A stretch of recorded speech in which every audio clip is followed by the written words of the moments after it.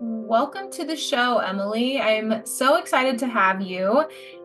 We are a podcast, not just a pony ride, that specializes in equine-assisted services and equine-assisted therapies, learning more about how horses help us. And you have a very unique program up there in North Dakota that I'm excited to learn more about. Awesome. Yes. Thank you so much for having me. Of course. I'm Why don't you excited to introduce talk yourself a about it. little? Sure. I am Emily. I have worked in equine assisted activities and therapies for over 10 years now. That is where I started my professional career. Currently, I work in public school in a campus or a school building specifically for students with disabilities who receive services through special education. Very good. So tell me a little bit your title there and kind of how you ended up in the school system. Yeah, I'm currently the dean of students in my school building. However, I've been with the building since it opened. I started as a school psychologist, and how I got involved with school psychology actually ties back to equine assisted programming. The first program that I worked for right out of college had a partnership with a rural school district. I had never spent much time working in public school or participating in any sort of special education programming up to that point. But that district that we worked for had a really great group of people that we partnered with to provide some ground-based activities for their students who are in special education. So we worked with an occupational therapist, a physical therapist, and a school psychologist through that program, which was how I got introduced to the world of education, the world of school psychology. Unfortunately, around the same time, that program closed. So I was considering going back to school already. I took the opportunity to go back. I started out going back for physical therapy.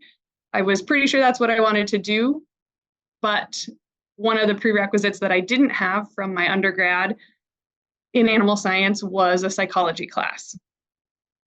Making those connections, I reached out to those school psychologists that I'd worked with, learned a little bit more about it, and that's how I ended up here.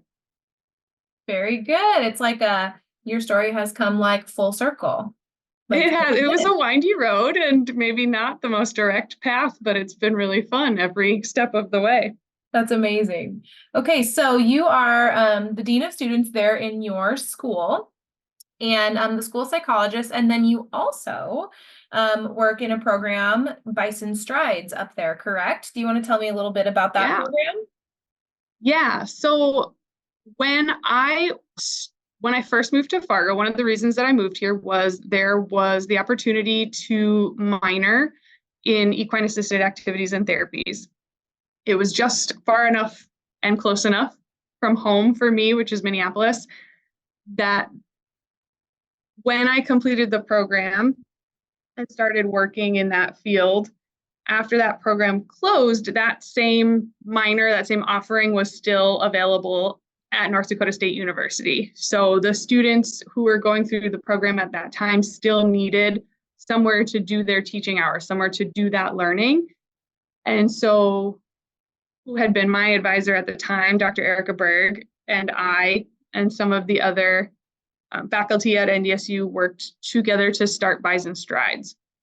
And so that program operates out of the Equine Center at North Dakota State University. And we started out offering the adaptive riding as kind of our core of the program and have since built on to where we have a partnership with a local therapy center to do OT and PT or hippotherapy. They work with us, as well as something that I'm really passionate about, which is the equine-assisted learning. So starting a ground-based program for youth ages 8 to 17 who struggle with social emotional development or have lagging skills when it comes to social interaction. That is so needed. I feel like especially after COVID, we've seen so many kids and youth that age that are really struggling in the social emotional area of development. Yeah, absolutely. especially post-COVID. You're right. Kids missed out on a lot of those opportunities, the built-in social interaction of education. I think a lot of us as professionals underestimated how much students need that. Mm-hmm.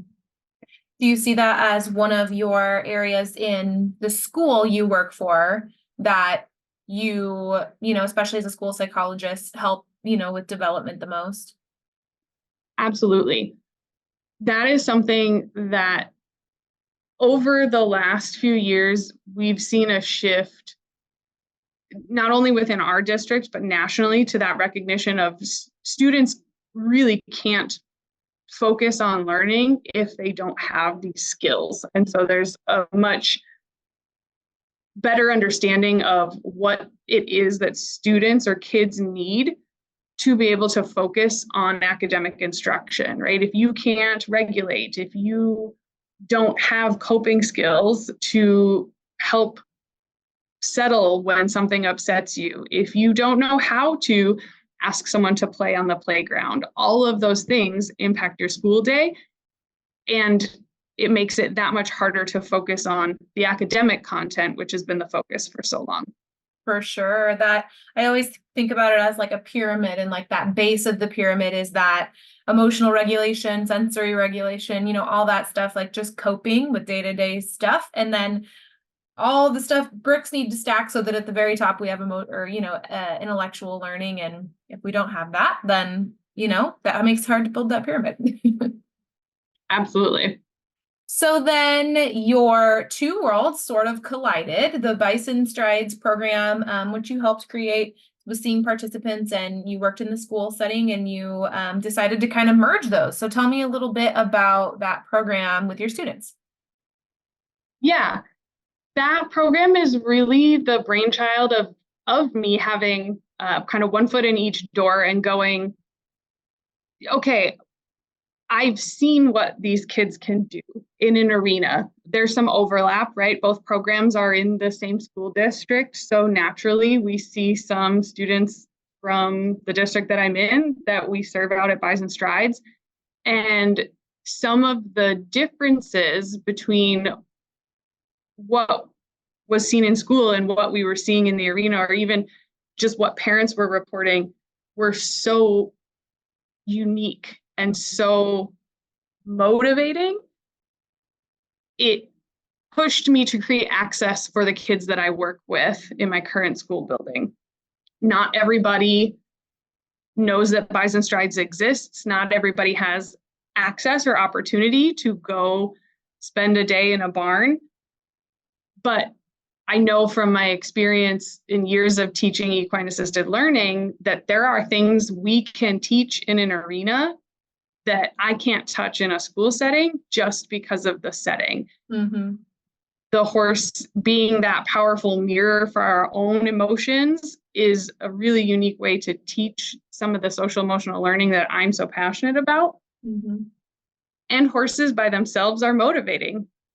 So when we sat down and started thinking about, okay, how do we create access, or how do we start something that we can partner the equine-assisted learning world and the academic world, we came up with a collaboration between the school that I'm at and Bison Strides to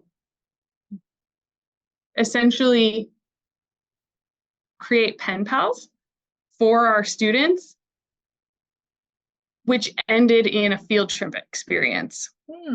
So one of the things that I was hoping to accomplish with the partnership was, how do we take something that's really non-preferred and motivate students to participate through this cool experience of working with a horse. So handwriting is one of the least preferred academic activities for a lot of the students that I work with. And writing letters to horses seemed like a really cool way to get them involved. I know that there are some other programs that are doing similar things with reading or literacy. And so we have a couple of minis at Bison Strides that actually came to the school. and hung out for an afternoon, introduced the students to horses. The teachers did some booklets, some word searches, introducing some of that equine vocabulary. And then we introduced that handwriting component. So every student got a letter with a picture of a horse that Bison Strides that they were going to write to. Mm-hmm. And then over at NDSU, Dr. Berg had the students that were in her minor at that time write the letters back from the lens of the horse. Mm-hmm. So then all of our kids got a response week to week. And what we did was incorporate the CASTLE competencies, so the collaborative for academic, social, and emotional learning, has 5 core competencies for SEL: self-awareness, self-management, social awareness, relationship skills, and responsible decision-making. They have just a wealth of SEL resources available. And one of the things that I stumbled across was a set or a series of writing prompts. And so I took those writing prompts and tweaked them a little bit so that they would fit the equine world.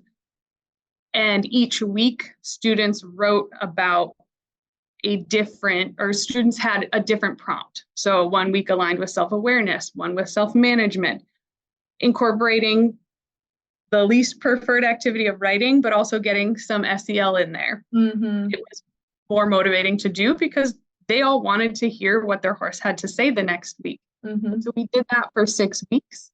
And then our kids got to go to the barn for a field trip experience.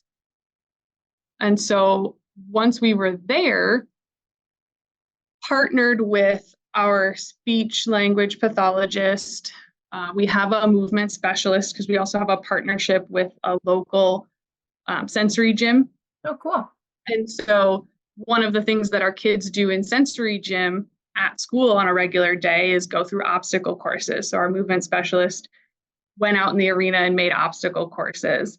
And then our occupational therapist did a grooming station, and we partnered her with different SEL prompts aligning to the picture of each brush. So a curry comb had a question next to it that the students would answer as they were choosing the brushes and going through and brushing. So every station had kind of a dual purpose of incorporating some of what we're trying to work on in the school setting while introducing, the vocabulary, the experience of being out in the barn.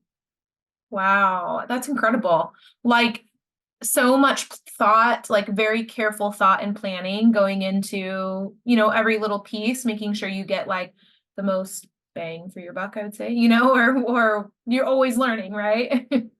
Yes, definitely. For some of our kids, this was the first field trip that they've ever been on, because they are often the kids, especially in the elementary, that don't have the opportunity to participate because their behavior has such an impact on some of the things that they do. So the great thing about this partnership is we work with the same populations. So if you're having a hard time, no one at Bison Strides is phased, right? All of our teachers, all of our support staff feel confident taking their kids to that environment because they know the staff there work with the same population. Right. That our kids can come exactly as they are. And the staff at Bison Strides are fantastic about meeting everyone at their level. So every station, while it had someone from our building, also had a Bison Strides staff. Wow. So tell me a little bit about the groups. How big was the group of students, and like what types of diagnoses were they kids that were a little bit more able-bodied, or was it every, any student could go? Sure. Our population is more able-bodied students. We serve students whose disabilities range from on the autism spectrum and minimally verbal to the autism spectrum, gifted and talented. We have a a pretty wide range of kiddos, truly both ends of the spectrum, but we also serve students with ADHD. We serve students with Down syndrome. We have split populations in that some of our students attend with us for the sensory aspect or the environmental aspects of the building. Because we are a relatively new school building, the district had the opportunity to do some really intentional planning for what we have available. So we have a built-in sensory gym. Both our elementary and our middle school pods have sensory rooms.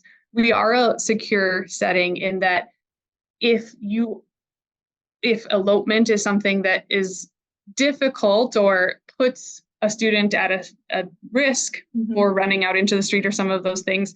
So we have kind of that population that the environment itself really supports. And then we have students who really are focusing on emotional regulation. So struggling with aggression, whether it's towards adults or peers or self-harm. So we really serve a range of kids. At the elementary level, our classes are no bigger than 6. And so when we did the field trips, we took 2 classes at a time. Most of our kids are a 1-to-1 with an adult for a field trip experience, or 1 adult for 2 kids.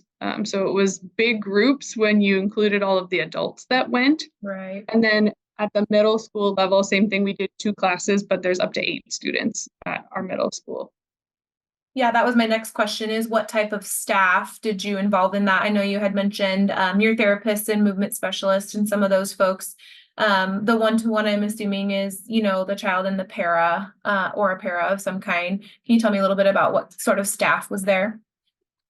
Yeah, so at the elementary level, we had all of our classroom staff join. And so at a minimum, our classrooms operate with 1 teacher and 2 support staff for every classroom. So if none of the students assigned to a classroom have dedicated support, there's still 3 adults for 6 students. Right. If the classroom is at capacity. That makes sense. Same on our middle school side. Where we see more need for the dedicated support is in the classrooms that support our learners that have more of the environmental needs. So the sensory needs, needing someone to be side by side, especially when we're in an environment like a barn for the first time, because some kids walk in and you see almost that immediate settle where the barn calms them, and some get overstimulated. It's too much. The sounds, the smells, the horses can be very quiet, but they can also be very loud, right? Depending on if they're talking or banging their buckets around or what they're doing. And so we really did see both. And so we came with a lot of adults, like I said, almost a 1-to-1, not including the Bison Strides staff and the Explorer Academy staff who were stationed at each station. And you're so right about bringing students who don't typically get to maybe go on field trips or that type of thing, but being at a place like Bison Strides where they truly just meet the children where they are and they understand it, and they're not going to be shocked by a single thing that happens, right? We just kind of accept everybody for who they are. That's a unique opportunity for sure. This episode is sponsored by Stable Moments. Did you know that there are over 400,000 children in the United States foster care system? Most of these children have complex trauma needs, which makes them ideal candidates for equine-assisted learning programs. If you serve or want to serve children in foster care, Stable Moments has a plug-and-play program model utilizing community mentors and equine-assisted learning to develop life skills and heal developmental trauma. With their online certification program, you can become certified in this model and start serving kids by next season. What's even better is the program can be funded by Department of Children and Families, and the mentors are all volunteers. To learn more, head over to stablemoments.com and check out their free webinar, Healing Trauma with EAL and Mentorship. Did you have parents? So how did you kind of approach that conversation with parents when you said, hey, we're going to take your kids to a barn? Did you have any parents that are like, what? we had some parents that had more questions, wanting to know, kind of that time frame, expectations. Again, for our families that maybe it was the first field trip their kid was going on, there are some nerves there. You're going out into the community. Unfortunately, we do see a lot of that with some of our families, is that hesitation to go out into the community because they're not sure how their children are going to respond. And there's that fear, right, of being the parent with the screaming child in the middle of Target. Mm-hmm. And so some of it was just reassuring them that the staff at Bison Strides are very knowledgeable, that we are well prepared. But I also put together, so every family got a letter explaining what Bison Strides, what that program was, where we were going, the kind of thought behind the partnership, as well as, some of the stuff that you have to do, right? The liability waiver. Mm-hmm. No kid was excluded just for not having a liability waiver, right? They could still come. They couldn't do the hands-on component of, but we didn't have any parents that weren't comfortable having their kids do the hands-on. So that was really fun to see. For our kids, I also put together a PowerPoint, a slideshow, visual schedule version of them walking through the barn. So it was from the second the bus dropped them off in the parking lot. Here's the door you're going in with the sign on it. Here's where you're going when you go down the aisle. And so for the few days leading up to our field trip, we practiced that as classrooms. This is what it's going to look like. Here are what your expectations are, so that they could see it in photo, so they knew what to expect. It wasn't a completely foreign environment. I love that. Setting up expectations and just letting our, children be as prepared as possible in their own minds for what it might look like, because when you get there, it feels different, right? But at least you know what to expect and kind of what the rules are and how that's all going to look. Mm-hmm. Very good. Okay, so then I have a question about funding. So some school systems have some funding for things like that. And in this case, we're talking about a sort of field trip, right? But then I think about the side of it for a center, and it might be a little bit different for Bison Strides since it's more of kind of an educational setting anyway, right? But like if I was thinking about Petra doing this kind of a thing, we have to pay our staff or our therapists to be there to conduct the, session or whatever. So how does that look in terms of funding and I guess making sure everyone feels compensated? Does that make sense? Yeah. Yes. Always the tricky thing to navigate. I right? know. Where does the money come from? So for the first year that we did this, we did do it without charging anything. Part of what we were hoping to accomplish was build that partnership. Mm-hmm. Again, I'm always a little surprised, but then I'm in both worlds. How many people don't know about Bison Strides or don't know that equine-assisted activities and therapies exist? Mm-hmm. So that was something we were hoping would spark interest. Yeah, and it has, right? Good. Other schools reaching out. How do we get our kids to be able to do this? How do we get the minis to, our school picnic or whatever it is? And so a lot of because Bison Strides is a smaller program, a lot of what we do is free of charge to help build some of those relationships within the community. Moving forward, we are hoping to access more grants to be able to cover some of the expenses on both ends, right? There are grants within equine-assisted activities world. There are grants just within the equine world, but there are also a number within education to help create access to different learning experiences. Mm-hmm. So that's something that we're working through right now, is what grants do we want to pursue and what is that cost? Because Bison Strides is a newer program, that's something that we're also figuring out for other partnerships. So one of the cool things that came out of the Bison Strides Explorer Academy partnership was partnership with another private school in the area that serves the same population. Mm. And so figuring out, okay, what does it really cost us in arena time, in staff? what is a realistic hourly or session charge. Mm-hmm. So some of that is new for us. I don't have a perfect answer, but for the school side of things, for continuing that partnership, we are looking into grants that will be able to support it moving forward. And I think people would really be shocked by the number of grants that are available for this type of work, because they're always looking for like after school programs, or, just anything that we can expand and motivate children, especially our kids that might struggle a little more with that motivation and participation. There's a lot of grants available. And I like that you mentioned not just like on our side of the world, right, but also the education side, and not being afraid to do, some grant searches that aren't necessarily related to equine things, but just education in general, right? Mm-hmm.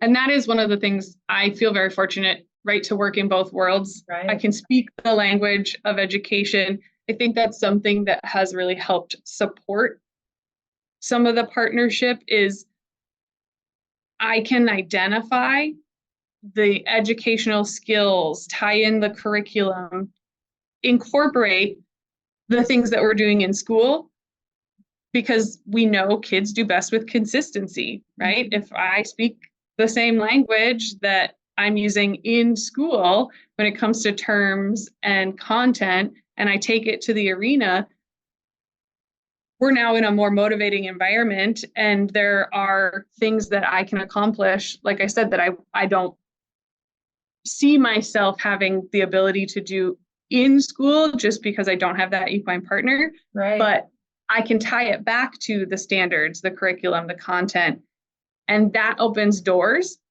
for, like you said, some of the grants that you wouldn't maybe think of, mm-hmm. because we are really doing a lot of the same things. Mm-hmm. And that I think people don't always recognize too. The work that we do in equine-assisted services is very similar to some of the work that educators are doing in schools, just in a different setting. For sure. I mean, just because what we're doing is super fun and awesome and in the barn doesn't mean they're not getting the same benefits or, learning the same types of things that they can learn in the classroom, right? Mm-hmm. Yeah. The amount of vocabulary or content that you can introduce just from being in a barn, all of that is educational. Mm-hmm. But yeah, I'm more likely to learn it if I'm hanging out with the horses and the cats and all the fun things that are in a barn than the classroom. Right.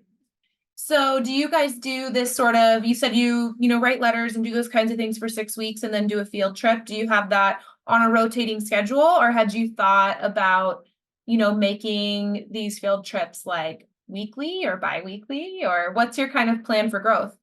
Yeah. So right now it's a once a year opportunity for our kids. We had thought about trying to incorporate it twice a year. The biggest challenge, the biggest barrier for us at Bison Strides is arena access, right? We share our arena with both of the college riding teams. There's also the riding classes that the college students are taking. And so that has been a limiting factor, is just having that shared space. That being said, the private school that has built a partnership with Bison Strides as well has a little more flexibility in the times that they can come. And so they go out once a month. Oh, wow. So trying to push out and build connections in lots of different ways. Mm-hmm. I think if we had an arena to ourselves, absolutely, we would get out there as often as we could. Mm-hmm. But working with what we have, because one of the things too that all of the students start asking for after a couple trips to the barn is, when can we ride? When can we ride? We want to ride the horses. And that's obviously a much bigger feat to support. And so we're still working through that, as well as how do we continue to create access for the students that, again, they have the greatest need within public school. Mm-hmm. They're the kids that they miss out on a lot of opportunities because they have such significant challenges. Mm-hmm. And I think that it's an incredible thing that we're able to do with equine assisted services is that oftentimes these are the same kids that might have brothers and sisters that do soccer or, competitive baseball or, whatever. And like, this is their thing because we can make it work and it's motivating and we have professionals to support them. Right. So it's, like you said, creating access. I think that's really important. Absolutely. So, have you seen some of your students get engaged like outside of the school opportunity? Like they loved it so much their family got them involved on a different level? Yes. Yeah. Yep. I have a number of families that are now involved and attending sessions regularly. So that's been really cool to see too. One of the great things about Bison Strides is we have the ability to offer some financial assistance. So that's not a barrier for anyone. And so when we see kids that have really taken to it, or parents have kids coming home from the field trip, I want to go back. Please, can I go? And are signing up and have become regular riders or participating in some of the other opportunities that we have. Very cool. I think that's always something important to note is that, even when we're doing things for free or way discounted or things like that, when we have these community partnerships, it also opens the door for, the families to come out and participate on their own, in different programming, or they tell a friend or they tell their family members or whoever. And it just, that return on investment is sometimes a lot larger than people think when they make those community partnerships. Yeah, absolutely. Because again, you don't know who doesn't know about you That's until right. you start to build some of them.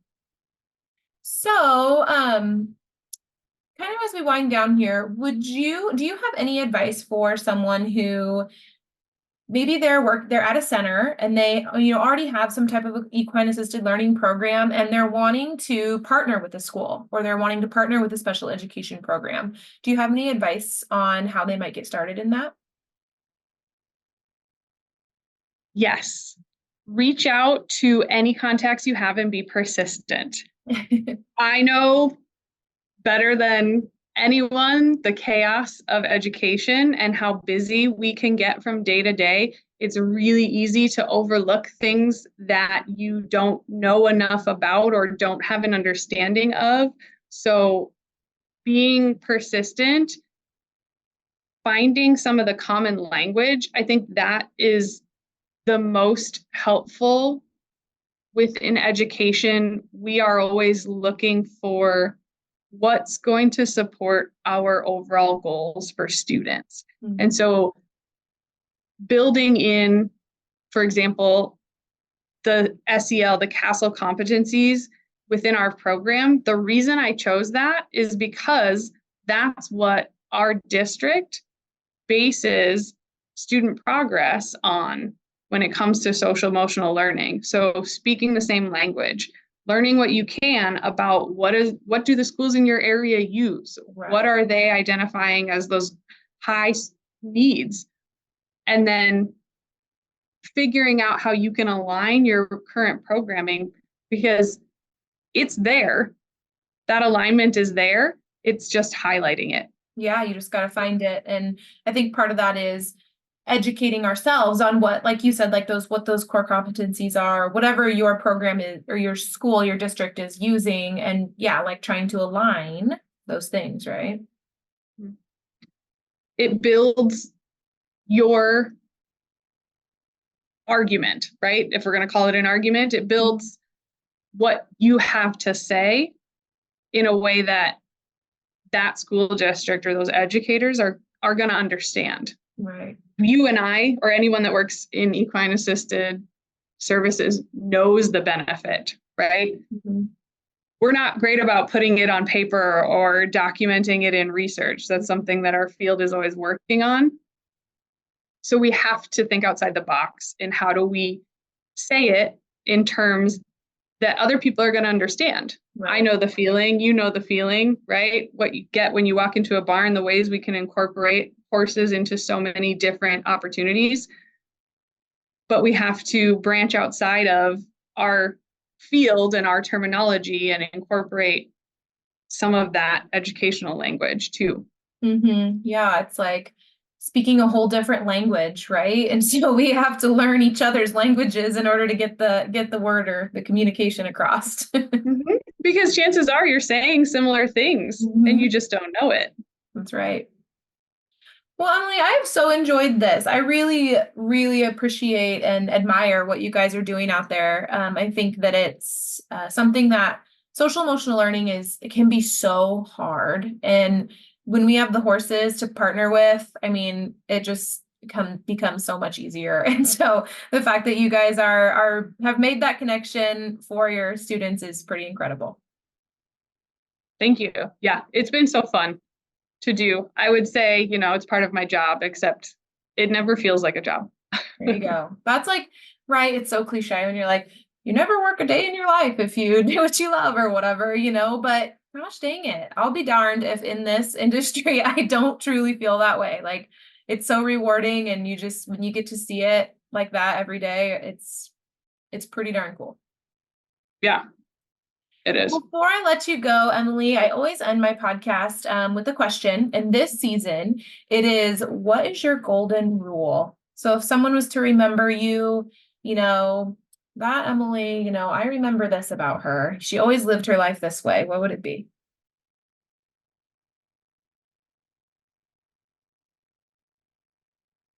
I would say, yeah, if I had a life motto, it's really remember that you don't know what is going on inside the person that you're standing in front of. Everyone carries their own life experience, and everyone carries it so differently. Whenever I interact with a kid, an adult, a parent, a student, whoever it is, I always try to remember that I don't know what happened 5 minutes ago before I walked into the room or before they got to school. And so I try to live my life always keeping in mind, I don't know everyone's full story, and I may not. So to always approach everyone with an open mind, that they're doing the best that they can. Giving people that grace. That's powerful. Yes, I think that I try to always remind like our instructors in training and things like that, don't take things so personally. You are a very small part of their day and you don't know what happened before they got here. And so we're just going to do the best. We know that they're doing the best with what they have right at the moment. And we have to trust that. Yep, absolutely. Very good. Well, it's been a joy, Emily, and I appreciate you stopping by. I know you're a busy, busy lady out there. So thank you for being on the show with me. Yes, thank you again for having me. This has been fun. If anybody wants to connect with you or reach out, do you have, a good place, a good social or a good somewhere where they can reach Bison Strides or you? So Bison Strides, NDSU Bison Strides is on Facebook. We do have a website, bisonstrides.org. Contacting even just the general email through there, it'll get to me. Awesome. Very good. Well, I'll link all those things in the show notes below. And we won't be strangers, Emily. I have a feeling our paths will cross again sometime. Yes. Thank you. That's all for today. But until the next episode launches, scroll down to the show notes and click on the link to get plugged in with us on Facebook, Instagram, or our exclusive educational club at Patreon. This podcast is presented by Hetra University, the educational arm of Heartland Equine Therapeutic Riding Academy in Gretna, Nebraska. Hetra University's mission is to provide high-quality educational offerings to the EAS community. Check out all the Hetra University has to offer at www.hetrauniversity.org.